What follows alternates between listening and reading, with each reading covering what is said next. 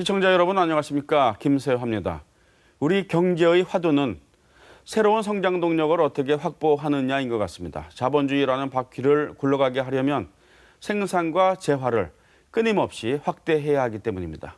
하지만 신성장 동력을 확보하는 것이 여의치 않습니다. 그래서 지난 정부는 부동산 시장을 키우는 방식 등으로, 지금 정부는 소득 주도 성장 정책 등의 방법으로 내수, 즉 국내 소비 수요를 확대하려고 했습니다만 어떤 면에서는 심각한 문제가 노출됐습니다. 이런 가운데 미국과 중국 간 무역 전쟁이 벌어지고 있고, 최근에는 미국이 기준 금리를 올려서 우리 경제의 불확실성이 갈수록 커지고 있습니다. 시사톡톡, 오늘은 미국의 기준금리 인상이 우리에게 어떤 영향을 미칠지 심도 있게 분석을 해보겠습니다. 오늘 패널들 소개해드리겠습니다. 이병환 영남대 경제금융학부 교수 나오셨습니다. 안녕하십니까? 네, 어서 오십시오. 네. 황세훈 자본시장연구원 연구위원 나오셨습니다. 안녕하십니까? 네, 오랜만에 뵙겠습니다. 네. 오늘 좋은 말씀 부탁드리겠습니다. 오늘 토론의 주제가 미국의 기준금리 인상이 우리 경제에 어떤 영향을 미치느냐, 이런 것입니다. 근데 이 지역에도 토론을 보시면 아시겠지만 지역 경제에도 적지 않은 영향을 미치게 됩니다. 그래서 우리 지역 방송에서도 미국의 기준금리 인상에 대한 분석을 하지 않을 수가 없다고 판단해서 오늘 토론 주제로 삼았습니다. 자, 먼저 미국이 미국 연방준비제도가 지난 9월 26일이죠. 기준금리를 0.25%포인트 올렸습니다. 올 들어서 3차례 올렸고 또 한 번 더 올리겠다, 이렇게 예고를 하고 있습니다. 내년에도 계속 올릴 것이다, 이렇게 예상되고 있고요. 미국이 이처럼 기준금리를 계속 올리려고 하는 이유는 무엇입니까? 일단 미국의 통화 정책, 그러니까 얼마만큼의 돈을 풀 건가를 결정하는 거를 통화 정책이라고 볼 수가 있는데, 네. 이 통화 정책을 정상화하겠다라는 의지의 표명이다, 이렇게 해석이 가능합니다. 네. 글로벌 금융위기가 발생하였던 2008년 이후로 미국은 대규모의 돈을 풀어서 이 금융위기에 대응을 해왔고, 금융위기를 어느 정도 마무리해왔다고 네. 볼 수가 있는데요. 네. 근데 그동안 돈을 너무 많이 풀어놨기 때문에 이러한 돈이 이제 이렇게 몰려다니면서 자산 가격, 예를 들자면 부동산 가격을 네. 급격하게 끌어올리고 이런 이제 부작용들이 생기는 것이거든요. 그렇기 때문에 이런 것들을 사전적으로 어느 정도 해소하기 위해서 기준금리를 올림으로써, 다시 말해서 돈을 연준이 회수를 함으로써 이러한 문제점들을 해소하고자. 네. 그런데 이러려면 아무 때나 할 수 있는 것이 아니라 경제가 어느 정도 굉장히 네. 견조한 흐름을 보여줘야만 네. 기준금리를 올렸을 때 나타날 수 있는 그런 부작용들을 최소화시킬 수가 있거든요. 네. 최근에 미국 경제들을 살펴보면 경기 흐름은 굉장히 좋습니다. 경제 네. 성장률은 거의 3% 이상 나올 게 거의 확실시 되고 있고요. 네. 실업률도 굉장히 안정적인 수준에서 3% 후반대 정도에서 계속 유지가 되고 있기 때문에 이렇게 자신 있게 기준금리를 인상할 수가 있게 된 것이죠. 네. 교수님은 어떻게 보십니까? 예, 거기에 덧붙여 제가 말씀드리자면 네. 연준이 연방기금금리 인상 결정을 할 때는 네. 그 배경은 대체로 한 가지로 딱 고정이 됩니다. 네. 그것은 물가 상승 압력이 가시화되고 있다. 네. 이제 그 코어 인플레이션, 근원 인플레이션을 봐도 그렇고 소비자 물가 네. 상승률을 네. 봐도 그렇고 목표치 2%에 근접하는 흐름이 가시화되고 그 상승 압력이 네. 현지화되려는 여러 지표들이 네. 드러나기 때문에 그것을 선제적으로 차단하고자 하는 그런 의지의 반영인 네. 것이죠. 네. 네. 교수님께서 말씀하신 물가 가운데는 부동산 가격도 포함된다고. 소비자 물가 지수나 네. GDP 환가 지수로 얘기할 때는 이 자산의 구입의 대상물인 부동산에 이런 것들이 직접 반영되지는 않고요. 네. 전세나 월세, 주거비 네. 뭐 이런 것들만 이제 반영이 되기 때문에 네. 따라서 소비자 물가 지수가 오르내리는 흐름하고 네. 그다음에 어떤 자산 가격이 오르내리는 네. 흐름은 네. 좀 따로 노는 경우가 이렇게 많고요. 네. 그렇죠. 네. 어쨌든 부동산 가격이 미국에서도 급등하는 경우가 있으니까는 그런 것도 어느 정도 조절하기 위한 목적도 있다고 볼 수는 있겠죠. 그렇습니다. 돈이 지나치게 많이 풀려 네. 있게 되면 네. 그것들이 이렇게 골고루 도는 네. 경우보다는 오히려 특정한 자산, 네. 대표적으로 부동산이 되겠죠. 네. 그래서 부동산 쪽으로 왕창 몰려가면서 부동산 가격만 급등시키는 이런 문제점을 가져올 수 있거든요. 네. 그렇기 때문에 너무 많이 풀려 있는 돈을 적당히 회수를 함으로써 경제가 오히려 더 건전하게 활발하게 돌아갈 수 있도록 만들고자 네. 하는 것이 사실은 이번 기준금리 인상의 중요한 목적 중에 하나라고 볼 수 있습니다. 네. 이 보게 되면 우리가 2006년에 서프라임 모기지 시작되고 2008년에 이제 글로벌 금융 위기로 갔는데 네. 그때 미국의 10대 도시, 20대 도시 주택 가격 지수의 그 피크 수준에 지금 거의 약간 상회하는 정도로 회복이 됐습니다. 네. 그래서 이것도 하나의 이제 고려 대상에 들어간 것이죠. 네, 그래서 알겠습니다. 네. 그 양적 완화 이제 그동안에 이제 출구 전략이라는 표현을 줄곧 네. 써왔는데 지금은 이제 통화 정책의 정상화 과정으로 가고 네. 있다 이렇게 얘기하고 있는 것이죠. 네. 예. 네, 그래서 다음 질문을 제가 드려야 되겠는데요. 일단 제가 표를 하나 갖고 나왔습니다. 한국과 미국의 기준금리 추이인데요. 이 파란 선은 한국의 기준금리입니다. 이 빨간 선은 미국의 기준금리고요. 대체로 한국의 기준금리가 미국의 기준금리보다 이제 높지 않습니까? 그런데 올 들어서 미국에서 세 차례 기준금리를 올림으로 해서 2.25%까지 올랐고 한국의 기준금리는 1.5%입니다. 그 양쪽의 갭이 0.75%포인트 되는데 미국에서 한 번 더 올리면 뭐 이제 2.5%까지 되겠죠. 그러면 1%포인트 차이가 납니다. 이럴 경우에 이 갭이 커지면 금리가 높은 쪽을 쫓아서 한국에 들어온 외자가 유출되지 않느냐 하는 걱정이 생기고 그래서 결국에는 한국은행도 기준금리를 올리지 않겠는가 하는 예상들이 많이 있습니다. 자, 이 부분만 먼저 말씀을 해주셨으면 합니다. 교수님은 어떻게 보십니까?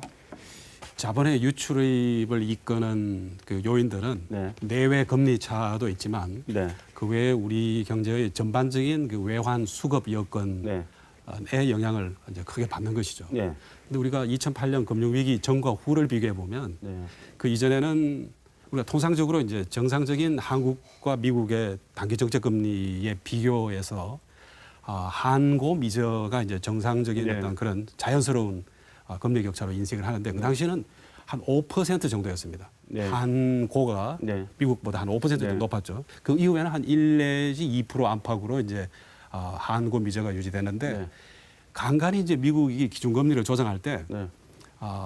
그 물가 상승 압력을 잡느라고 빠르게 올리고 우리는 네. 좀 민기적거리고 이러다 보면 네. 이게 한저 미고로 가버립니다. 네. 과거에 두 차례 그럴 때가 있었고 한 뭐 2000년대 초에는 한 1% 남짓 네. 격차가 벌어졌고 네. 약간의 그 자본 유출도 있었는데 중요한 것은 규모가 크고 급격하냐 이건데 지금은 외환 수급 여건이 그때와 판양이 다릅니다. 네. 첫째 그 외환 보유고 측면에서 보면 우리가 월 평균 수입액의 한 3개월치 정도 보유하다가 지금은 거의 8개월, 10개월 이상 정도로 건실을 하죠. 그리고 이제 그 대외 자산과 대외 부채를 보면 외채 규모가 굉장히 커졌지만 대외 자산은 그보다 더 커져서 네. 순자산이 GDP의 30% 정도에 와 있습니다. 네. 그리고 우리 국가 신인도 높죠. 네. 우수 수준 유지하고 있고 그리고 경상수지 아직은 뭐 흑자기조 흑자고요. 유지가 되고 네. 있고 네. 전반적인 외환 수급 기조가 탄탄하기 때문에 네. 지금 일시적으로 나타나는 이 한저 미고 현상 네. 한 0.5, 0.75 범위 이것이 분명히 제가 그 다음 주제로 네. 가겠습니다만은 한국은행의 기준금리 인상을 유도할 것이고 그것이 그냥 일시적일 뿐만 아니라 외환 수급 여건을 가려할 때 전혀 자본 유출 급격한 네. 자본 유출을 걱정할 단계는 전혀 아니다. 네. 좀 언론의 선제적인 네. 좀 과도한 네. 예민 반응을 우리가 보고 있지 않나 네. 이런 생각입니다. 알겠습니다. 네. 이제 언론이 선제적으로 이제 예민 반응하는 부분도 있습니다만 네. 이제 제가 질문드린 것은 자 미국에서 기준금리를 계속 인상할 경우에 한국은행도 기준금리를 올릴 것이고 그렇게 되면 우리나라 시중은행도 금리를 올리게 돼서 그로 인한 영향이 적지 않을 것이다라는 그런 예측이 일반적이기 때문에 이 영향을 이제 분석하고자 하는 것이거든요. 교수님도 외자 유출은 걱정하지 않아도 된다고 말씀하셨지만 한국은행이 기준금리를 올릴 것이라는 것은 이제 예상하시는 거 아니겠습니까? 네, 황 박사님 어떻게 보십니까? 한국은행도 역시 기준금리를 올리지 않을 수 없을 것 같다는 지금 그런 의견에 어떻게 보십니까? 네, 일단 한국은행의 기준금리 인상은 굉장히 임박하고 있다. 네. 가까운 미래에 한국은행은 네. 기준금리를 인상할 가능성이 높아지고 네. 있다. 이렇게 볼 수가 있을 것 네. 같습니다. 물론 이 교수님께서 말씀하셨듯이 지금 현재 한미 간 금리 격차가 0.75%인데요. 네. 이 정도의 수준에서 급격한 외국 자금의 유출이 발생할 가능성은 사실 상당히 제한적이라고 봐야겠죠. 네. 네. 그렇지만 이 금리 격차가 예를 들어 1% 내지는 1.25%까지 확대된다고 가정을 하면 그러면 그 자금 유출의 압력이 굉장히 급격히 증가하면서 어느 한 순간 네. 임계치를 넘어가게 되면 급격한 자금 유출이 네. 발생할 가능성이 있습니다. 한국은행도 사실은 이러한 위험성에 대해서는 굉장히 우려의 시각을 가지고 있는 것 같고요. 네. 최근 들어서 한국은행 총재가 이렇게 말씀하시는 내용들을 살펴보면 금융 불균형이라는 그런 말씀들을 많이 하시거든요. 금융 불균형이라는 것은 결국은 한미 간의 금리 격차가 확대되고 있어서 이러한 점들이 굉장히 우려스럽다라는 쪽으로 해석이 가능한 부분인데요. 그만큼 한국은행도 이제 금리 인상 압박이 이전에 비해서 훨씬 더 높아지고 있기 때문에 네. 머지않아 네. 기준금리를 인상할 가능성이 높다라는 그런 시그널을 시장에 주고 있다라고 해석이 가능한 부분이고요. 네. 따라서 1% 수준 정도가 된다면, 그러니까 한미 간 금리 네. 격차가 1% 정도 수준이 된다면 한국은행은 이제 금리를 인상하는 그런 액션을 실질적으로 할 것으로 예상을 하고 있습니다. 네, 그래서 결국 미국 기준금리 인상이 우리나라 한국은행의 기준금리 인상으로 이어지고 시중은행의 금리 인상으로 이어질 것이라는 점을 이제 전제하기 때문에 저희들이 그 영향을 분석하기 위해서 이제 토론을 시작을 했습니다. 자, 그럼 우리나라 경제에는 결국 어떤 영향을 미칠 것인가 또 이렇게 말씀드려도 될 것 같아요. 결국 지역 경제에도 영향이 있을 텐데 그럼 지역 경제에는 어떤 영향을 미칠 것인가? 이 부분을 분석을 해야 되겠는데 편의상 뭐 가계, 기업, 내수, 또 부동산, 자본시장, 뭐 수출 부문 이렇게 여러 방향에서 분석을 해보도록 하겠습니다. 중복되는 면도 물론 있겠습니다만 먼저 가계에 미치는 영향을 분석을 해보도록 하겠습니다. 이것도 우리 시청자들을 위해서 제가 이 통계 그래프를 준비를 했습니다. 가계에 미치는 영향을 이제 보기 전에 가계빚이 얼마인가? 2016년 4분기에는 1,342조 5천억 원이었습니다. 근데 지금 2분기 기준으로 하면은 이 잠정 집계입니다만 1,493조 2천억 원이에요. 그리고 거의 뭐 1,500조인데 이거는 이제 가계 대출과 판매 신용으로 나뉘어져 있습니다만 여기서 판매 신용 즉 카드빚 또는 뭐 이제 자동차 할부금 이런 것을 판매 신용이라고 이렇게 말할 수 있겠죠. 이 합해서 이제 1,500조가 된다는 얘기인데 가계 빚이 이렇게 많기 때문에 금리가 인상되면은 결국 그 이자 부담이 많지 않겠는가? 그 여러 가지 이제 부채가 많지 않습니까? 그 가계에 미치는 영향이 적지 않을 것 같은데 어떻게 좀 분석을 해야 될 것 같습니까? 교수님부터 말씀을 해주시죠. 네, 우선 저렇게 가계부채가 늘어나는 그 속도를 보면 네. 아쉬운 생각부터 먼저 들어요. 네. 그것은 지금 저 차트에서 보시는 연간 증가 속도가 한 8% 정도, 네. 명목 GDP는 5%로 느니까 네. 연간 3% 정도의 불균형이 누적적으로 쌓여가고 있어서 네. 사실은 저것은 장기 지속된 지나친 저금리 기조로 말미암아 경제 주체들이 차입에 대한 경계심이 무뎌졌고 네. 또 우리가 가게들이 갖고 있는 네. 역시 우리나라는 부동산뿐이야라는 저금리 시대에 네. 어떤 여윳돈의 어떤 그 투자 어느 쪽으로 쏠려야 하나라고 했을 때 그런 것들이 맞물리면서 저렇게 돼서 만약에 저것이 한 명목 GDP 늘어나는 속도 한 5% 내외를 넘어가지 않도록 관리를 해오는 것이 맞았는데 네. 그래야 된다라고 하면서도 사실 금통위는 요즘은 1년에 8번, 6주에 한 번씩 하니까 계속 모니터링을 하면서 6주 후에 또 봐야지 뭐 이렇게 되풀이하다 보니까 저런 결과가 나왔다. 자, 사실 그러면 뭐 금통위도 문제지만 이제 정부의 정책의 문제 아니었겠습니까? 뭐 하여튼 이게 좀 아쉬운 점이 많은데 예. 네. 말씀을. 이제 사실은 금융당국의 어떤 미시적인 어떤 그 여신 주택 분야 그러니까 주택 시장의 어떤 부동산 시장의 어떤 여신 어떤 규제만 네. 가지고는 네. 이거 수갑을 채우겠다는 것이죠. 네. 사실은 부족하고 근본적으로 차입에 대한 어떤 경계심이 느슨해지는 상태에서 가게든 기업이든 마찬가지라고 보여지고요. 네. 그리고 이제 아까 조금 전에 말씀드렸던 부동산에 대한 우리 국민들의 어떤 그런 전반적인 어떤 확신 뭐 이런 부분 이런 것들 때문에 이제 생긴 문제라서 지금 이제 금리 인상이 불가피한 상황으로 이제 가고 있는데 따라서 저런 불균형을 오래 누적시키고 난 뒤에 금리를 정상화시키는 딱 초입에서는 네. 이 금리 인상에 대한 심리적 저항이 굉장히 높습니다. 네. 그래서 제가 이제 아쉽다는 말씀을 드린 네. 것은 네. 이게 한 1년 반이나 그 이전부터 저 불균형 누적을 줄여나가는 방향으로 네. 저금리를 좀 정상금리 수준으로 유지를 해왔더라면 하는 네. 아쉬움이 있는 것이죠. 네. 그 지금 와서는 이제 사실 이 금리는 무딘 칼이라서 전방위적으로 모든 경제 주택에 다 영향을 미치고 특히 차입에 의존해서 네. 이렇게 내 집 마련하신 분들이 네. 겪는 당혹감이나 그 부담 이런 것들이 굉장히 이제 그 심리적 저항으로 이제 작용하게 되는 그 안타까운 상황에 이제 도달한 것이죠. 그런데 네. 큰 그림으로 보면 금리를 올려야 되는 당위성은 네. 분명히 있고요. 네. 그래서 가계에 미치는 그런 어떤 부정적인 영향은 네. 점점 가시화되면서 네. 여러 논란이 시작될 걸로 보여집니다. 네.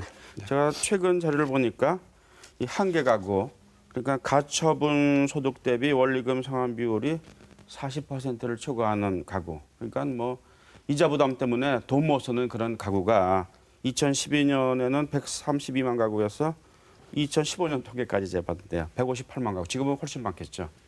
한계 가구가 이렇게 늘어나서 가계 위험성이 그만큼 숫자로도 많이 증가하고 있다는 생각을 가지지 않을 수가 없는데요. 황 박사님 어떻게 보십니까? 일단 한국은행이 기준금리를 지금 잡고는 있습니다만 네. 시장금리는 이미 연준의 기준금리 인상에 의해서 들썩거리고 있고요. 네. 그리고 만일 한국은행이 기준금리를 인상하게 된다면 시장금리가 아주 거기에 직접적으로 반응을 하겠죠. 네. 지금 가계대출의 상당 부분이 주택담보대출로 이제 구성이 되어 있는데 주택담보대출은 대부분 변동금리로 네. 대출이 되죠. 네. 그리고 변동금리로 대출될 때는 요즘은 대부분 코픽스에 네. 이제 연동이 됩니다. 네. 지금 8월 말 코픽스를 살펴보면 이제 1.89% 잔액 네. 기준으로 해서 이제 네. 지금 2년 9개월 만에 거의 이제 최고치를 이미 경신을 하고 있고요. 네. 그리고 향후 계속 꾸준하게 증가할 걸로 예상이 되는데 이 코픽스의 보통은 가상 금리를 얹어서 이제 최종적인 주택담보대출의 이제 네. 금리가 결정이 되죠. 네. 그러면 지금 현재 4% 후반 정도의 그 주택담보대출 금리가 형성이 되고 있는데 이것이 이제 올해 안으로 5%가 넘을 것이 거의 이제 확실시되고 있고요. 이렇게 기준금리가 예를 들어서 이제 한국은행이 안 올렸지만 한국은행이 기준금리를 올리고 한 번 올리고 또 두 번 올리고 세 번 올리고 예를 들어서 한 1% 정도 올렸다고 가정을 해보면 네. 국내 변동금리 부채, 그러니까 평균적인 부채 규모가 한 가구당 1억 4천만 원 정도 되는 것으로 추정이 됩니다. 네. 현재 그렇게 된다면 이제 연평균 이자 지급액이 400만 원 정도 지금 가구당 네. 지출되고 이자 비용만 그런 네. 거거든요. 원금 상환은 아니고 이자 네. 비용만 한 400만 원 정도 지출이 되는 걸로 지금 추정이 되는데 1%가 여기서 더 올라가게 되면 400만 원에서 지금 거의 500만 원, 492만 원, 496만 네. 원까지 증가를 하게 되거든요. 네. 따라서 1년 동안 거의 100만 원에 가까운 그 이자 비용이 증가를 하는 거기 네. 때문에 물론 이렇게 이제 조금 소득이 높은 그런 가게 입장에서 봤을 때는 100만 원 증가하는 것이 그렇게 크게 부담으로 작용하지 않을 수 있겠죠. 그렇지만 한계 가구, 특히 이제 저소득 계층에서는 100만 원이라는 이자 부담 증가는 상당히 치명적으로 다가올 네. 가능성들이 있고요. 네. 이런 것이 사실은 가계 부채에서 나타날 수 있는 굉장히 큰 위험성인 것이죠. 결국 시장에서 이 소비를 줄일 수밖에 없는 그런 그렇습니다. 상황에 맞닥뜨리는데요. 네네. 제가 거기서 네. 이 주택 구입자 입장에서 이제 저소득 취약계층의 입장에서 바라보게 되면 네. 아까 제가 아쉽다라는 표현이 완만한 정책 비판인데 네. 이게 이중고를 안겨준 셈이 되는 거거든요. 네. 네. 뭐냐면 이게 저금리 기조가 오래 지속되면서 여윳돈을 가진 거액 자산가들의 어떤 투기적 어떤 그런 가수요가 이 주택 가격을 끌어올렸고 네. 그다음에 이 저금리의 어떤 그 차입에 대한 어떤 그런 경계심이 풀어진 네. 가주주체들이 또 네. 주택을 구입했고 네. 그랬는데 결국 저금리가 부동산 가격을 끌어올렸고 이제는 저금리를 갖다가 인상시키는 와중에서 나의 차입에 대한 이자 상환 비용 부담이 올라가게 되니 그 이중으로 이제 부담을 지게 되는 그런 셈이 된 것이죠. 네. 이건 사실 부동산 시장은 정권적 차원의 문제라서 네. 실수요자 중심의 시장, 네. 거품 없는 부동산 시장, 프리미엄이 안 붙는 부동산 시장, 뭐 이런 것을 지향하는 정책은 계속 되풀이 지향을 할 겁니다.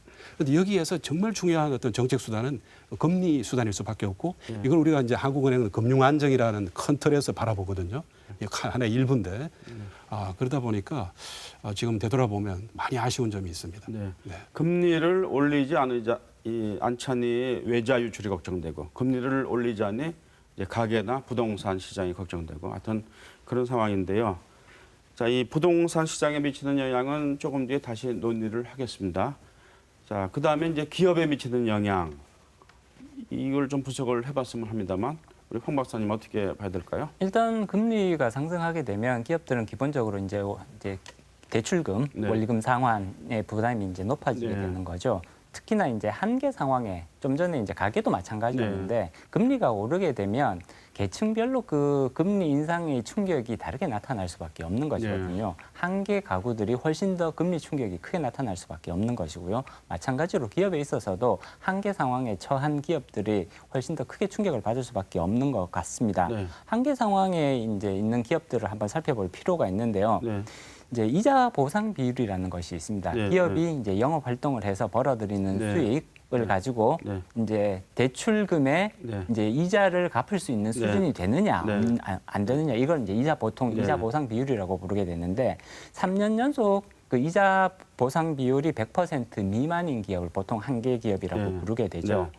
이제 작년에 이제 코스피에 상장되어 있는 기업들 중에서 이제 그 이자 보상 비율이 100% 그러니까 네. 벌어들인 수익이 이자 갚기에도 부족한 네. 정도의 그런 기업들이 250개 정도 이제 된 아, 것으로 네. 나타나고 있습니다. 네. 코스피에 상장되어 있는 기업들이면 네. 사실은 굉장히 규모가 큰 기업들이라고 볼 수 네. 있는 것이거든요. 근데 이것이 중소기업으로 가면 훨씬 더 심각해지는 상황이 될 수밖에 없는 것이고요. 네. 한국은행이 이제 발표한 자료를 살펴보면 지난해 말 한계 기업이 3,000개 정도 되는 것으로 나타나고 있습니다. 네. 전체 이제 외부 감사 대상 법인의 13% 정도가 지금 3년 동안 벌어들인 수익이 이자 비용만큼도 안 되는 그런 네. 상황인 거죠. 네. 이런 기업들이 만약에 그 한국은행의 기준금리 인상을 통해서 그 이자율이 올라갔을 때 그럼 훨씬 더 어려운 상황으로 갈 수밖에 없는 것이고요. 네. 거의 13% 정도의 기업들이 한국은행의 기준금리에 아주 치명타를 입을 수 있는 그런 상황에 놓여 있다라고 네. 보실 수가 있죠. 네. 이자도 벌지 못하는 기업이 3,000개, 또 코스피 중에서도 250개 정도나 된다는 말씀이신데요. 네네. 지금 이제 우리가 금리를 얘기하고 있기 때문에 네. 아무래도 저는 좀 큰 그림 관점에서 좀 덧붙이고 싶은 부분이 있거든요. 네. 그게 뭐냐면 지금 우리 경기가 가라앉아 있고 기업들이 어려움을 겪고 특정 산업이 구조조정을 겪는 것은 네. 모두 금리 외적인 요인입니다. 지금 이제 네.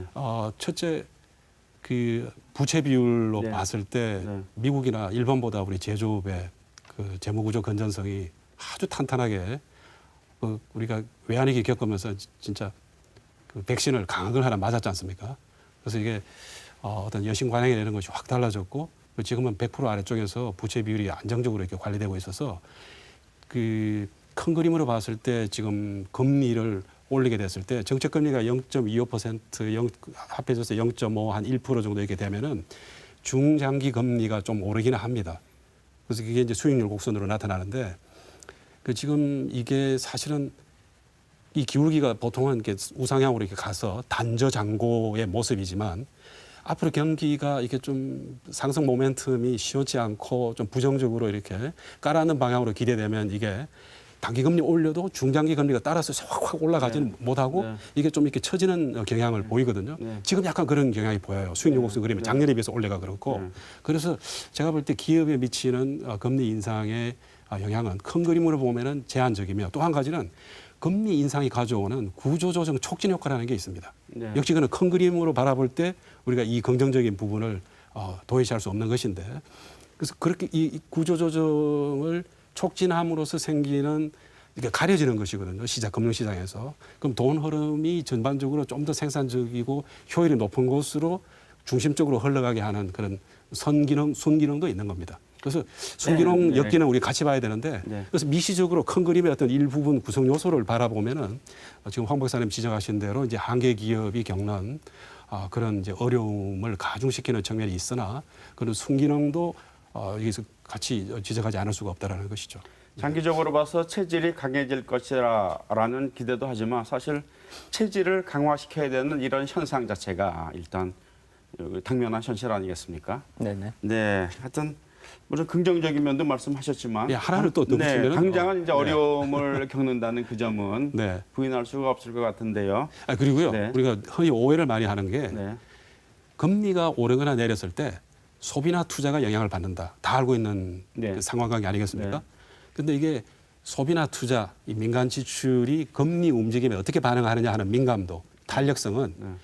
지금처럼 경제가 이렇게 좀 확장 국면이면서도 아주 정말 따뜻함이 이렇게 약한, 미약한 어떤 확장 국면 이럴 경우에는 정말 그 0에 가깝습니다.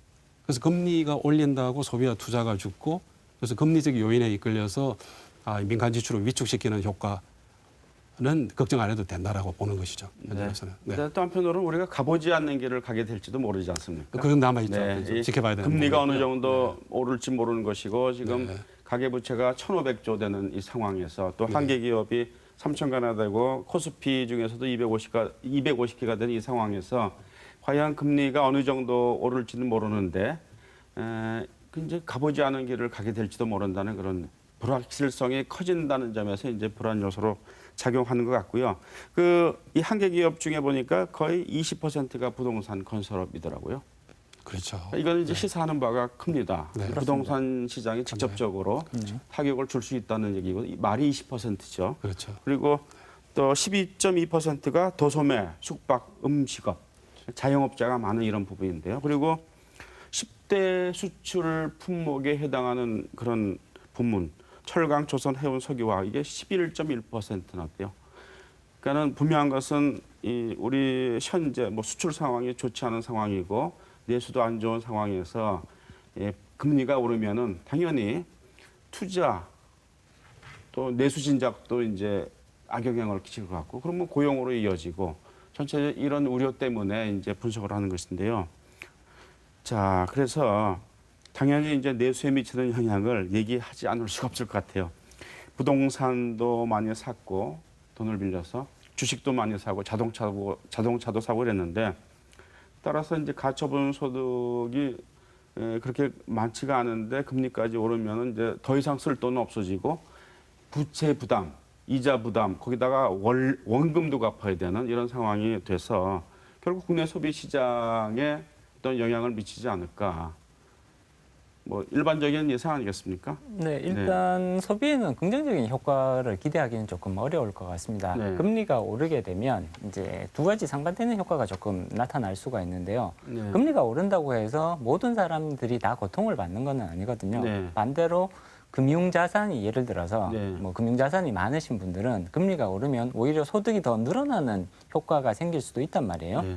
그러면 소득이 늘어나신 분들이 그 늘어난 소득을 충분히 소비를 해주면 소득이 줄어든 부분에서 오는 그런 충격들을 어느 정도는 상쇄시켜 줄 수 있다라고 볼 수는 있습니다. 네. 그런데 이제 문제가 여기서 나타나는데 소득이 높은 계층에서는 예를 들자면 금리가 높아져서 이자 소득이 더 늘어난다고 해서 이것을 추가적인 소비로 연결시키는 그런 성향이 대단히 낮게 나타나거든요. 네. 그렇지만 반대로 소득이 굉장히 낮은 계층, 취약계층에서는 그 이자 부담이 늘어나게 되면 당연히 내가 쓸 수 있는 돈이 직접적으로 줄어드는 거잖아요. 네. 그렇기 때문에 직접적인 소비 감소로 이어지게 됩니다. 네. 따라서 위쪽에서는 소비가 충분히 증가하지 않고 네. 아래쪽에서는 즉각적으로 소비가 줄어들기 때문에 전체적으로 합쳐놓고 보면 결국은 소비가 줄어드는 현상이 나타나는 게 일반적인 현상이다라고 네. 해석해 볼 수가 있죠.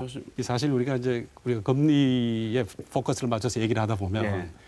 이 금리가 이게 만병통치약인 것처럼 그렇게 들리기도 해요. 그러나 사실은 재정정책 수단도 있고 다른 정책하고의 어떤 믹스를 통해 가지고 우리가 추구하는 방향으로 경제를 이끌고 가는 것인데 지금 이제 지나친 저금리를 이제 정상화시켜서 상향 조정을 이제 시작하는 이게 초입에 있는 단계이면서도 이 금리 상승이 가져오는 예. 경제 주체들에게 미치는 영향이 굉장히 크고 저금리의 길들이 있다 보니까 이게 예. 저항이 높아서 예. 우리가 이거를 짚어봐야 되는 것이긴 하나 예. 예.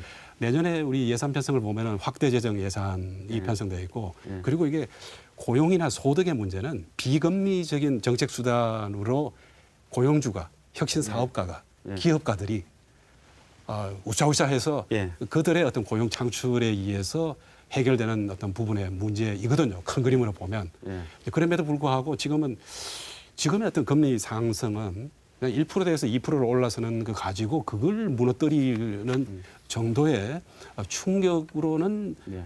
보기 어려우나 네. 그런데 지금 이제 사회자님 지적하신 대로 워낙 이게 광범위한 어떤 그런 오랫동안 길들여진 어떤 그런 포트폴리오 어떤 그런 선택을 조정해야 되는 입장에 놓인 경제 주체들에게 이제 어려움을 이제 안기는 것은 분명한 거죠. 네. 이런 의문이 생기거든요.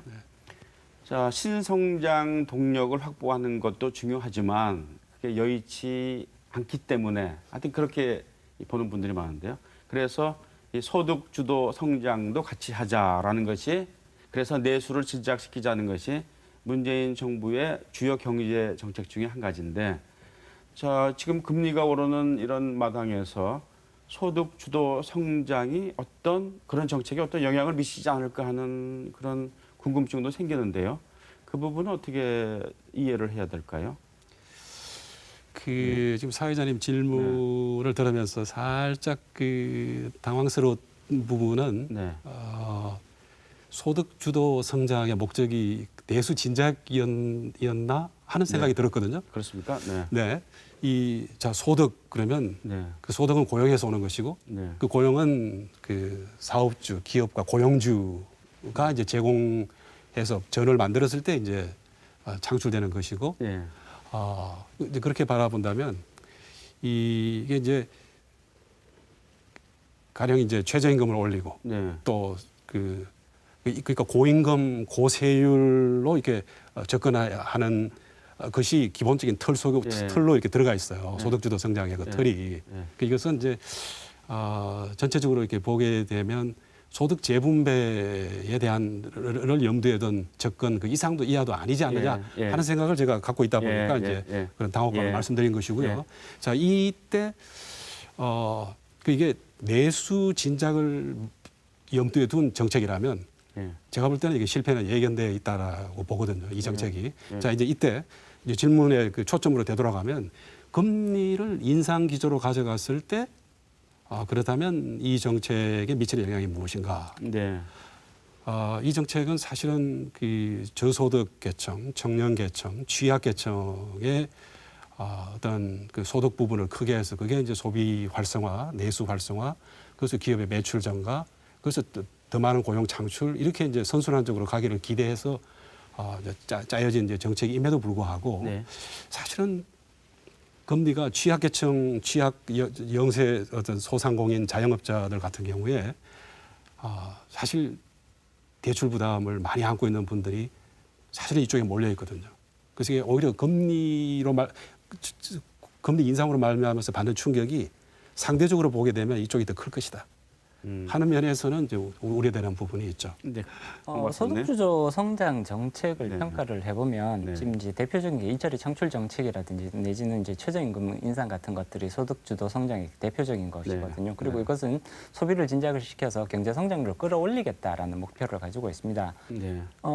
거시 측면에서 바라봤을 때 소득주도 성장 정책과 금리 정책이 반드시 상충 관계에 있는 것은 아닙니다. 네. 일자리 창출과 금리 인상, 물론 이제 금리 인상이 간접적인 영향을 미칠 수는 있습니다만 예를 들어서 일자리 창출은 굉장히 다양한 방식으로 가능하거든요.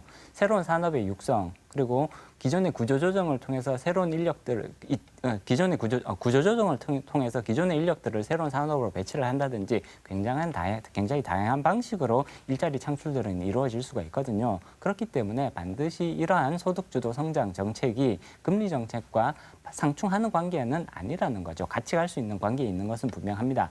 다만 미시적으로 살펴봤을 때 금리 인상이 내수를 일정 부분 위축시킬 가능성은 분명히 존재를 하는 것이거든요. 이자와 이자율 부담이 높아지게 되면 가계는 어쩔 수 없이 그 소비 축소를 통해서 해결하려는 그런 요인들을 가질 수밖에 없는 것이기 때문에 그렇습니다. 따라서 이 두 가지 관계가 두 가지 그 정책, 그러니까 금리 정책과 소득주도 성장 정책 두 가지 정책을 동시에 추진을 할 수는 있습니다만 이런 미시적인 효과가 있음을 감안을 해서 그런 이제 그 충돌을 최소화할 수 있는 이런 방향으로 가져가는 것이 더 중요하다고 봐야겠죠.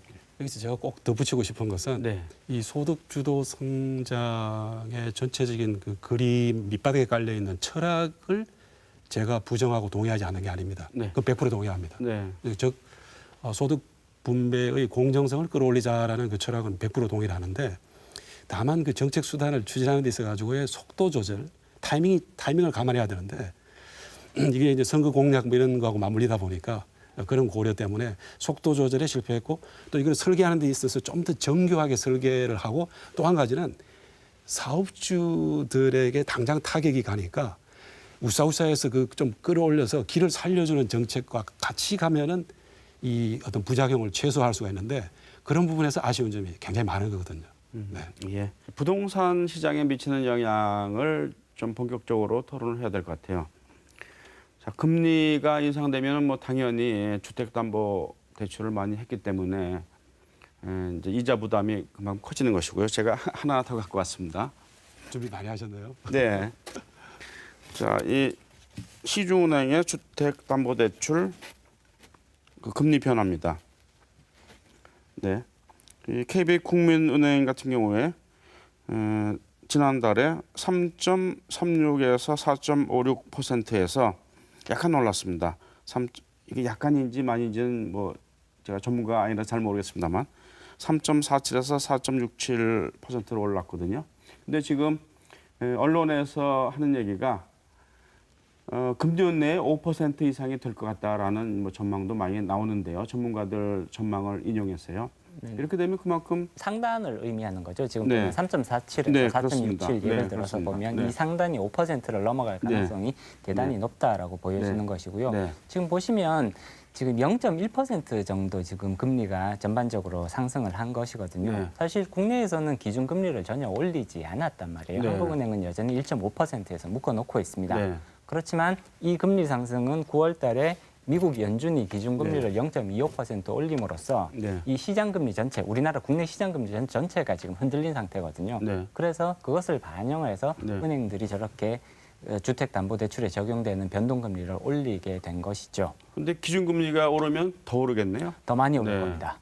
저는 이제 그 은행권이고 이제 신용등급 1에서 이제 3등급 범위 내에 있는 우량 대출 고객들에 네. 적용되는 금리이고요. 네. 사실은 비은행권으로 가게 되면은 저거보다는 뭐 1.5배 내지 2배 정도까지 더 훨씬 더 높죠. 네. 네. 그렇다면은 상승 폭도도 높아질 네. 것이고요. 그렇다면 이제 부동산 시장이 어쨌든 적지 않은 영향을 미칠 것이다. 최근에 정부가 부동산 시장 과열을 막기 위한 여러 가지 대책을 내놓지 않았습니까? 8번째 대책을 내놨는데 이제 보유세를 인상하고 이 대출 규제 대책을 내놨습니다. 대출 규제를 강화한다 이랬는데 보유세 같은 경우에는 대상자가 뭐 적기 때문에 큰 영향을 미치겠느냐 하는 이제 그런 비판이 있었고요. 네. 그리고 대출 규제 강화는 어느 정도 뭐 영향이 있을 수도 있다라는 그런 전망을 제가 많이 들었는데 근본적으로 이 유동성이 풍부한 상황에서 이게 어느 정도까지 실효성이 있겠는가라는 얘기도 많이 들었거든요. 유동성이 줄지 않는 한 결국에는 부동산은 다시 오를 것이다라는 이런 전망도 많이 나왔는데 근데 이제 금리가 올라가면은 유동성이 이제 준다고 봐야 되지 않겠습니까?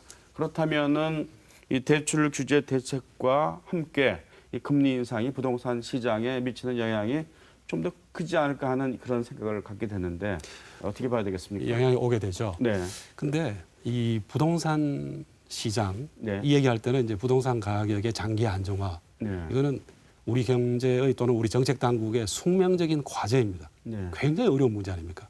이제 인구 밀도가 높고 인구 증가 속도는 떨어지지만 여전히 높은 상태는 머물러 있을 것이고 그리고 이제 주택 택지 개발과 주택 공급의 탄력성은 뭐 매우 낮은 상황에서 이게 이제 저금리 기조에서 이 부동산에 대한 어떤 수요, 가수요, 투기적 수요 이런 것들이 항상 부품을 일으킬 어떤 잠재된 어떤 그런 준비된 그런 것이 깔려 있고 이러다 보니까 마치 이런 것 같아요.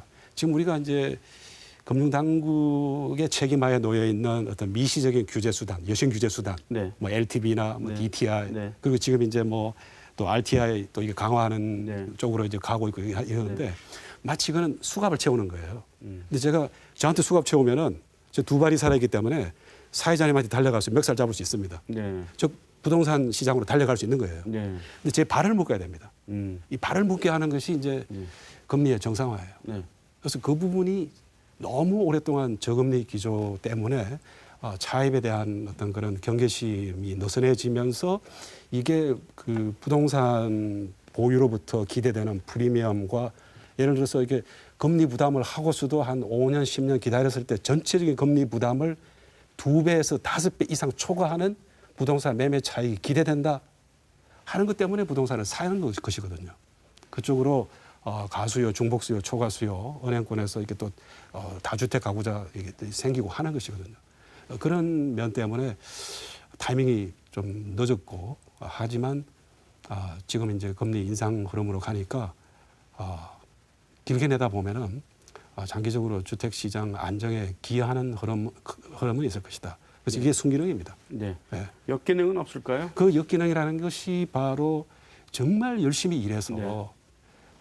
내가 이렇게 이 한 푼 두 푼 모아서 그 목돈을 가지고 집을 구입을 했고 그래서 내 소득 범위 내에서 이렇게 그 상환이 그 대출 상환이 가능했는데 네. 이 금리가 인상될 때 그것이 나의 가계 경제에 미치는 영향이 너무 크다 네. 했을 때 이런 분의 타격을 입는 분들이 이제 네. 사실은 이런 상황을 만들어 놓은 것이 저금리 정책이에요, 사실. 네. 네. 이걸 한국은행은 금융 불균형이다, 뭐 가계부채를 이제 금융 불균형이라고 이렇게 계속 부르는 이유가 이제 그런 것인데 너무 오래 누적됐어요, 이게. 그래서 언젠가는 털고 가야 됩니다. 네. 언제까지? 예를 들어서 우리가 이제 배를 타고 갈 때 노련한 선장이 큰 배, 어지간해서는 파도 쳐도 배가 가라앉지 않지만 삼각 파도를 만나면은 대책이 없습니다. 배가 전복되죠. 우리도 지금은 이 그 가계부채 문제가 우리가 가계 부문의 어떤 그 가처분 소득 대비 이 부채가 스칸디나비아 3국도 금융위기 만났을 때 한 120, 130%였는데 지금 우리보다 그 수준보다 더 높아 있습니다. 그래서 이게 잠재된 그런 어떤 그 부실인데 이게 금통위의 의사록을 원래 이제 6번 나와 있지 않습니까? 40페이지 되는 거 쭉 이렇게 보게 되면 한 면밀히 모니터링을 해서 6주 후에 다시 재검토하자. 계속 이게 되풀이 됩니다. 이게 벌써 굉장히 오래됐어요. 이제 올리지 않을 수 있는 압박이 연준의 금리 상승으로 이제 더 이상 미룰 수 없는 압박이 오게 된 거죠. 예. 그런 측면. 예. 그러니까 부동산 시장 안정화에 일정 부분 기여는 하지만 사실 이제 전세 자금을 대출하는 사람도 있고요. 그런 부분은 이제 좀 어려움으로 다가오지 않겠습니까, 황 박사님? 일단 부동산 경기에는 전반적으로 굉장히 큰 부담 요소로 작용할 수밖에 없는 것이죠. 네. 그것이 이제 직접적인 주택 구입 매매의 네. 케이스든 혹은 전세 자금을 대출한 케이스든 근데 이제 지금 전세 자금 대출에 대한 규제는 상대적으로 조금 더 아직까지 조금 더 느슨한 편이라고 볼 수가 있는 것 같은데 이제 가장 직접적인 이제 타겟은 부동산 매매 거래, 네. 특히나 이제 대출을 중간에 끼고 이렇게 부동산을 거래하는 경우들이 가장 직접적인 이제 타겟이 되고 있다고 봐야겠죠. 현재의 부동산 거래는 그것이 이제 개인들에 의한 거래든지 혹은 기업에 의한 거래든지 이제 현금을 다 주고 부동산을 사는 경우들은 사실상 굉장히 많이 줄어들고 있거든요. 물론 네. 이제 일부 강남 지역 같은 데는 그런 것들이 아직 나타나고 있습니다만 네. 대부분은 이제 대출을 끼고 부채를 사용을 해서 이제 부동산 거래를 하게 되는데 이 부채에 대한 부담을 결정하는 가장 중요한 요소는 사실상 그 금리 수준이라고 볼 수가 있습니다. 네. 부동산 시장으로 들어가는 자금을 지금 이제 돈줄을 쨈으로써 네. 부동산 시장, 아파트 쉽게 말해서 아파트 가격을 잡겠다라는 게 지금 현재 정부의 가장 중요한 목표인 것 같은데요. 네. 이를 위해서는 부동산 시장으로 들어가는 자금줄을 이렇게 쉽게 말하면 줄이면 그러면 아파트 가격이 상당히 하향 안정화될 수 있지 않을까 뭐 이런 기대로 이제 그러는 것이거든요. 네. 가장 중요한 부분은 역시나 금리 정책이라고 봐야겠죠. 네. 물론 앞서 이 교수님께서 뭐 DTI 규제, DSR 규제, RTI 규제 이런 것들을 말씀해 주셨지만 이런 것들은 금융 규제, 대출을 해줄 거냐 말 거냐에 대한 규제인 거고요. 네. 물론 이런 것도 일부 효과를 내는 것은 사실입니다. 그렇지만 가장 근본적인 효과를 내는 것은 얼마만큼 금리가 높으냐 혹은 낮으냐. 금리가 높으면 당연히 부동산 대출을 받기가 부담스러워지는 거고요. 금리가 낮으면 쉽게 대출을 받아서 집 한 채 더 사봐야겠다. 이런 이제 생각들이 나올 수밖에 없는 것이거든요. 네. 따라서 금리가 높아지게 되면 결국은 이러한 부동산 대출 수요가 위축될 수밖에 없는 것이기 때문에 부동산 경기는 상당 부분 하강하는 쪽으로 영향을 받을 수밖에 없을 것 같습니다. 네. 정부의 부동산 대책이 별 효과가 없을지도 모른다라는 의견이 많았는데 이 금리가 인상되면은 그렇지 않다. 그렇습니다. 이게 네. 금리 정책과 네. 부동산 금융 정책이 같이 맞물리게 되면 그 효과는 굉장히 크게 나타날 수 있거든요. 네. 조세 정책하고 네. 패키지로 접근했을 때 효과가 강력하고 장기 지속되고 사람들이 기대마저 뒤바꿔 놓을 수가 있게 되겠죠. 네. 네. 사회자 시각에서는 말이죠. 가계, 기업 그리고 뭐 내수 이런 데는 분명히 이 금리 인상이 어떤 위험 요소로 작용하는데 부동산 시장에 한해서는 물론 일부 위험 요소로 작용하는 부분도 있지만 또 시장을 안정화시키는 그런 부분도 있다라고 말씀하신 것처럼 제가 이해를 하게 됩니다. 금융시장에 미치는 영향을 좀 본격적으로 좀 봐야 될 것 같아요. 우리 토론의 앞부분에 외국 자본이 유출될 것인가에 대해서 간단하게 말씀드렸는데 제가 다시 아까 보여드린 표를 보면은 이제 이 미국 기준금리와 한국의 기준금리 간의 그 기준금리 역전 현상이 이제 계속될 경우에 이렇게 뭐 1% 포인트 정도 되면은 어떨지 모르겠습니다만 과거에도 1% 포인트 그런 역전 차가 있을 때 경상수지 흑자가 계속되면서 뭐 한 30조 정도만 나갔다고 그러거든요. 그래서 미국이 한 차례 기준금리를 더 올려도 그래서 양 간극이 1% 포인트 정도 유지되면은 큰 걱정이 없을 것이라고 또 이 패널들께서 말씀하셨는데 이게 더 벌어지면은 꼭 그렇지는 않다라는 생각이 또 들고 그렇거든요. 어떻게 봐야 되겠습니까? 또 어느 정도 올라가면은 이 자본이 유출될지 그건 뭐 과연 누가 그럼 맞출 수 있을 것인가 하는 생각도 드는데요. 이 부분을 어떻게 봐야 될 것 같습니까? 네. 국경을 넘나드는 이 자본의 움직임을 이끄는 그 요인들은 네. 사실 국내외 금리 차 말고도 이제 여러 개가 있는데 그 중에 이제 그 통화 가치가 어느 방향으로 어떤 속도로 움직일 것인가에 대한 네. 기대 네. 이것도 중요합니다. 네. 예를 들어서 원화의 교환 가치가 빠른 속도로 절상 기조로 갈 것이 예상되면 사실 우리 그 바깥의 금리가 우리보다 높아지더라도 그걸 충분히 상쇄할 수 있는 거죠. 자본 유출이 안 일어날 수도 있는 겁니다.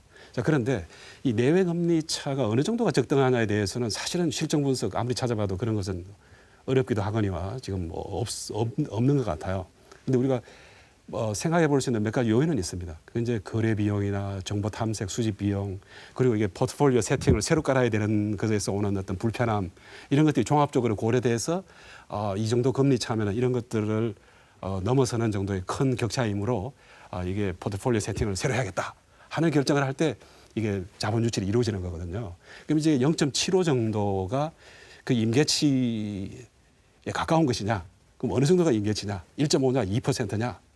자, 거기에 대해서는 누구도 정확한 답을 내기는 어려우나 네. 이런 요인들은 우리가 생각해 볼 수 있다라는 것이고 또 한 가지는 금리는 계속 움직입니다. 네. 자, 연준이 이제 그 연방기금금리는 상승이 예고돼 있어서 지금보다 이제 한 1% 포인트 정도는 내년 하반기 되면 올라가 있을 것이다라고 네. 봤을 때 네. 한국은행은 어떻게 대응할 것인가? 지금 이제 인상을 할 수밖에 없고 중요한 것은 어느 시점에 몇 차례 그러니까 1년에 8번의 기회가 있지 않습니까? 그 의사결정 기회가 있고 국민에게 공표할 기회가 8번 주어지는데 내년에 8번, 올해 2번 남아 있고 네. 그 이제 앞으로 10번 정도 내년 하반기까지 중에서 과연 몇 번을 올릴 것인가? 그래서 내년 하반기에는 어느 수준에 도착할 것인가? 여기에 이제 관심을 많이 네. 두는 것 같아요. 네. 그런데 이제 올리는 것은 분명하고 네. 몇 차례 결국 어느 정도 폭으로 올릴 것인가 네. 이것이죠. 저는 기준금리 인상을 언제 얼마큼 올릴 것인가가 참 우리가 예의주시해야 될 부분인데요. 그렇죠. 홍 박사님 어떻게? 네. 그래서 이제 올리는 것이 예상되기 때문에 내외 금리 차가 자본 유출을 몰고 오지 않을까 하는 것이 우리가 과거의 혹독한 경험 때문에 좀 크게 걱정을 하지만 아마 걱정할 정도는 아니다라고 이제 현재 시점에서 이제 보는 것이죠. 네, 결국 이제 제가 이렇게 질문하는 것은 이제 간단한 이유 때문입니다. 네. 미국이 기준금리를 많이 올리게 되고 금리 격차가 생기면 자본이 유출되니까 우리도 선제적으로 한국은행에서도 기준금리를 올려야 되는데 또 올리자니 가계부채가 많은 상태에서 어떤 어려움이 생길 수도 있어서 그 중간을 어떻게 이제 유효적절하게 금리를 이렇게 유지하느냐 거기에 대한 이제 의문이 계속 나기 때문에 이런 토론도 하고 질문하는 것이거든요. 네. 네. 저는 이렇게 한번 생각해 볼 필요가 있다고 생각합니다. 네. 지금 이제 한미 금리 격차가 0.75%인데요. 보통 이제 많은 시장 전문가들은 1%까지는 큰 문제 없이 진행될 수 있을 거다라고 네. 보고 있습니다. 근데 이 1%가 의미하는 바를 한번 생각해 볼 필요가 있다는 거죠. 예를 들어 내가 1,000만 원 정도의 돈을 가지고 있는데 이것을 미국에 예금을 맡길 거냐 네. 혹은 한국에다가 예금을 맡길 거냐. 네. 예를 들어 지금 0.75% 지금 차이란 말이에요. 그러면 미국에다가 맡기면 1,000만 원을 미국에다 맡기면 한국보다 7만 5천 원이 더 네. 나온다는 의미인 네. 거잖아요. 네. 예를 들어서 한 2, 3만 원 나온다 그러면 저는 뭐 2, 3만 원이면 그냥 한국에 계속 놔둬도 네. 되지 그렇죠. 이렇게 네. 생각할 것 같습니다. 근데 1% 이상 차이가 나서 1,000만 원을 똑같이 맡겼더니 미국에서는 10만 원이나 더 네. 주더라 이러면 많은 투자자분들이 그러면 미국에다가 맡기는 것이 더 낫지 않을까. 네. 점점 더 많은 사람들이 이렇게 생각할 거란 말이죠. 그렇게 되면 당연히 네. 자본 유출에 대한 압력은 굉장히 커질 수밖에 없는 네. 것이고요. 네. 이 1%의 차이라는 것이 생각보다 작은 차이가 아니다라는 네. 점. 말씀드렸듯이 1,000만 원이면 이미 10만 원의 차이가 나기 네. 시작하는 것이거든요. 네. 그렇기 때문에 이 1% 정도의 차이는 지금 현실적으로 우리가 감내할 수 있는 수준인 것은 분명하지만 이 1%가 넘어가게 되면 자본 유출에 대한 압력이 굉장히 빠른 속도로 올라갈 수 있다는 점도 네. 사실은 분명해 보인다. 제가 여기서 꼭 덧붙여야 되는 것이 네. 자본 유출이 큰 문제가 안 될 수 있는 그 어떤 마법의 어떤 손이라 그럴까요? 네. 환율이 있습니다. 우리가 이제 시중 변동 환율 제도이기 때문에 네. 자본 유출이 일어나서 외환 유동성 공급이 국내 외환 시장에서 부족해졌다 하게 되면은 원화 가치가 떨어져서 네. 환율이 원달러 환율이 막 오를 겁니다. 네. 그렇게 되면은 우리가 수출 여건이 개선됨으로써 무역 수지나 경상 수지 쪽에서의 이제 흑자를 통한 또 벌어들이는 달러 유입이 오게 되고 네. 뭐 이렇게 조정이 일어나는 거기 때문에 중요한 것은 여기서 급격한 외자 유출.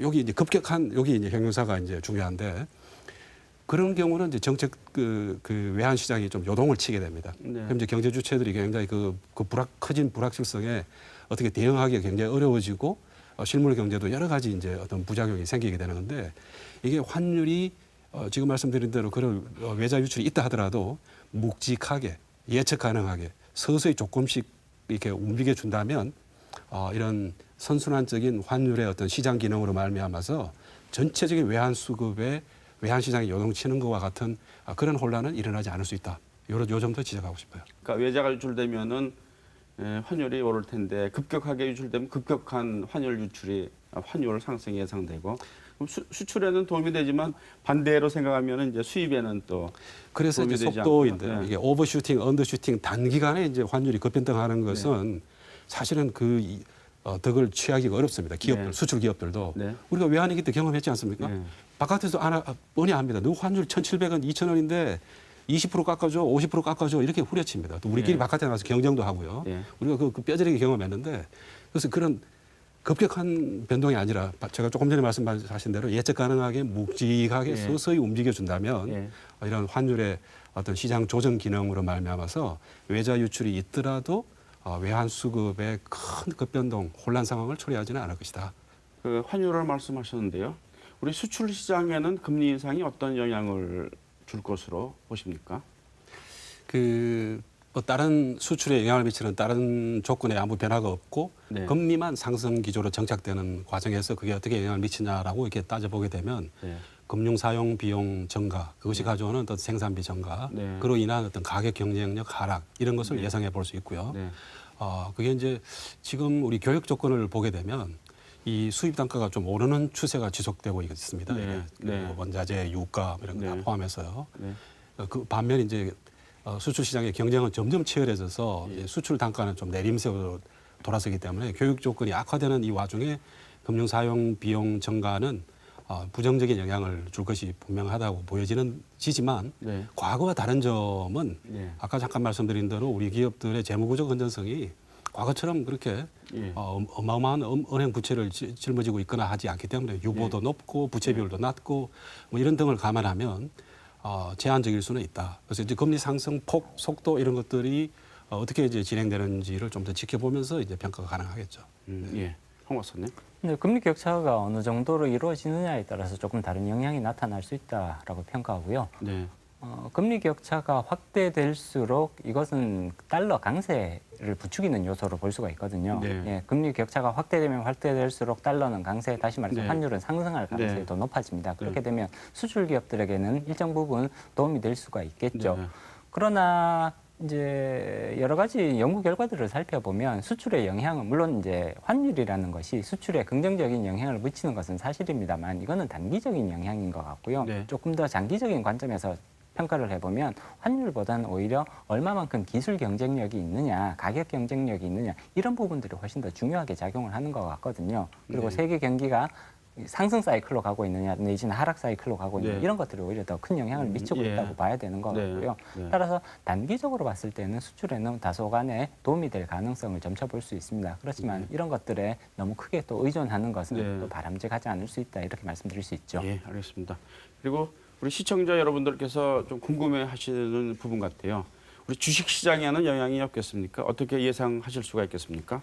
홍 박사님? 일단 주식 시장은 금리 상승이라는 것이 주식 시장에는 복합적인 영향을 미치게 되거든요. 네. 긍정적인 요소가 있고 또 반대로 네. 부정적인 요소가 있습니다. 일반적으로 금리가 상승되면 투자가 위축이 되고요. 그다음에 내수가 위축이 됩니다. 이런 부분들은 기업의 실적을 떨어뜨릴 가능성들이 높은 요소이기 때문에 주가에도 오히려 부정적으로 작용할 가능성이 크죠. 네. 그렇지만 보통 금리 상승이 어떤 시기에 이루어지느냐, 특히 미국의 금리 상승은 지금 현재 미국이 굉장히 강한 경제 회복세를 있기 때문에 나타나는 현상이기 때문에 이런 것들은 오히려 수출은 계속해서 또 꾸준하게 이어질 수 있다라는 것을 의미하는 것이거든요. 네. 미국 기업들이 많이 네, 우리 물건들을 네. 수입할 것이기 때문에 따라서 이런 부분에 있어서는 수출 기업들에 있어서는 오히려 이런 것들은 긍정적인 시그널로 네. 작용할 수도 있습니다. 네. 따라서 굉장히 이런 부정적인 요소와 긍정적인 요소 복합적으로 나타날 것 같고요. 업종 간에 굉장히 차별화된 모습으로 나타날 가능성이 높다고 볼 수 있습니다. 예, 교수님. 이게 이제 시계를 우리가 어떻게 해서 보느냐 좀 차이가 있는데요. 네. 우리가 금리 정책을 수행하는 데 있어 가지고 피해야 될 금기사항 중에 하나가 이제 시장을 놀래키지 마라. 단기적으로 보면은 그 주식 시장은 호재나 악재로 이렇게 그 투자자들이 받아들이는 데 있어 가지고 그 어떻게 받아들일 것인가는 단기적으로 보면은 노이즈 요인들이 집중적으로 작용을 하거든요. 예. 그래서 이 금리 정책을 예기치 않은 방향으로 이게 오르거나 내리거나 뭐 동결이나 이렇게 가게 되면 예. 시장이 출렁거립니다. 예. 좀 부정적인 영향이 오는 거죠. 그런 걸 피하기 위해서 시장과 대화를 하고 교감을 하고 암시를 주고 이렇게 하는 것인데 투명성을 높이고 하는 것인데 네. 그래서 단기적으로 보면은 시장이 어떻게 받아들일까 하는 거는 그때그때 다른 여타 여건하고 이렇게 맞물려서 움직이니까 좀 불확실한 측면이 크고요. 네. 그다음에 중기나 장기 시계로 가게 되면 주식시장, 채권시장은 조금 상호 보완적인 경쟁 관계 성격이 네. 있습니다. 네. 그래서 이게 금리가 올라가면 관심이 채권으로 싹 쏠리면서 네. 주식시장에서 조금 빠져서 채권으로 이동하는 그런 포트폴리오 조정 현상을 좀 볼 수가 있을 거예요. 네. 상승 기조가 정착되는 네, 그런 측면에서 보면은 고금리 기조로 가게 되면 이제 통상 우리가 주식시장에는 독약으로 저금리는 보약으로 뭐 그렇게 인식하는 것은 이제 중장기 틀에서 보면 이제 그런 흐름으로 가는 이유가 두 시장의 어떤 상호 경쟁 관계 때문이다라고 보여지고 그래서 금리가 줄곧 인상되면 주식시장에는 틀림없이 타격이 옵니다. 여러 가지 어떤 측면에서 보더라도 그렇게 볼 수가 있습니다. 예, 알겠습니다. 주식 시장에 대해서 알아봤는데요. 이제 시간이 다 됐습니다. 마지막으로 자 그렇다면은 가게든 기업이든 우리는 어떻게 대응을 해야 되겠는가 이런 의문점이 남는데 이런 부분을 염두에 두시고 꼭 하시고 싶은 말씀을 좀 마무리 발언으로 해주시면 감사하겠습니다. 홍 박사님부터 말씀을 해주시죠. 네, 금리 상승기로 이제 전환되고 있습니다. 금융 겨울이 오고 있다 이렇게 요약해 볼 수가 있겠는데요. 네.